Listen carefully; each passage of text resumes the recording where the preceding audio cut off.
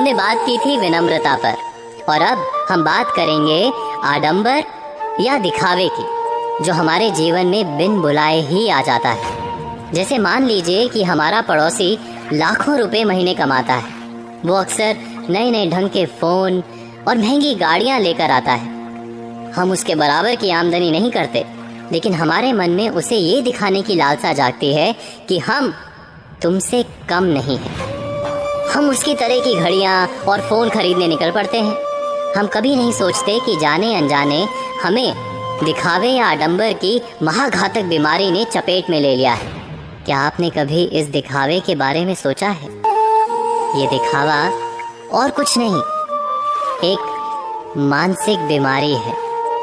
हमने अक्सर समझदार लोगों को इसके फंदे में पड़ते पाया है। ये और कुछ नहीं करती, बस इतना ही करती है कि आपसे विवेचना और समझ की शक्ति छीन लेती है और एक ऐसी अंधी दौड़ में कूद जाने के लिए तैयार कर देती है जिसका कोई सार्थक अंत नहीं दिखता। मैं एक उदाहरण देता हूँ। आपकी आमदनी लगभग 1 लाख रुपए महीने है, लेकिन आपके एक पड़ोसी की आमदनी 5 लाख रुपए महीने है, और आपका पड़ोसी हर महीने लाख रुपए का दिखावटी सामान खरीदता है। हर हफ्ते महंगे होटलों में खाना खाता है। आप बिना विचार किए देखा देखी या आडंबर के जाल में आकर अपने पड़ोसी की राह चल निकलते हैं। उनकी नकल में आप यहीं नहीं रुकते, बल्कि साधारण तरीके से रेल की यात्रा ना करके हवाई यात्रा करने लगते हैं। आप अपनी आमदनी और अपने खर्च के अनुपात को भूलकर केवल पड़ोसी के खर्च की प्रतियोगिता पर उतर आते हैं और आडंबर को ध्यान में रखते हैं।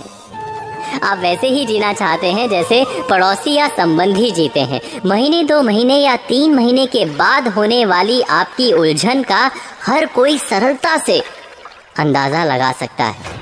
ऐसा नहीं कि आप दिखावे की इस जंजाल से बच नहीं सकते, बस पड़ोसी या संबंधी क्या खरीद रहे हैं इस पर ध्यान देने के स्थान पर आप इस पर ध्यान दें कि उनकी खरीद के पीछे कितना उनका धन बल है और कितना आडंबर।